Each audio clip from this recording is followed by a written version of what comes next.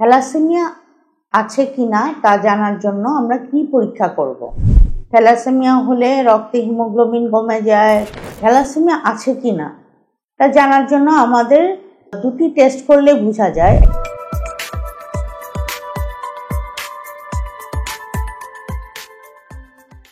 আসসালামু আলাইকুম, আমি ডক্টর মোহাম্মদ শারমিন। আশা করি আপনারা সবাই ভালো আছেন। আজকে একটি জরুরি বিষয়ে কথা বলবো, আপনারা মনোযোগ দিয়ে শুনবেন এবং মানুষকে জানানোর চেষ্টা করবেন। থ্যালাসেমিয়া আছে কিনা তা জানার জন্য আমরা কি পরীক্ষা করব। থ্যালাসেমিয়া আমরা কম বেশি রোগটি সম্পর্কে জানি। এটি জিনগত রক্তের সমস্যা।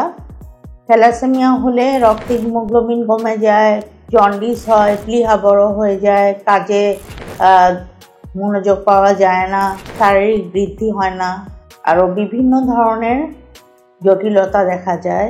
মাঝে মাঝে রক্ত দিতে হয় এবং রক্ত দেওয়ার পরেও আয়রন ওভারলোড হয়ে বিভিন্ন অঙ্গে তার প্রতিচ্ছবি দেখা যায়।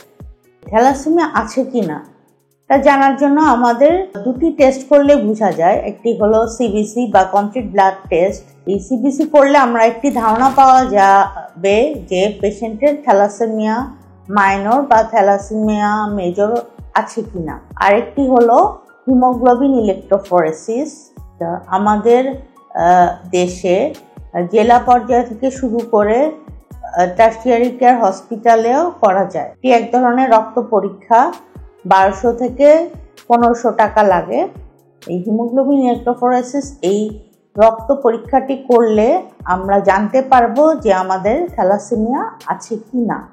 আমরা থ্যালাসেমিয়া বাহক বা থ্যালাসেমিয়া মেজর এটা আমরা জানতে পারবো।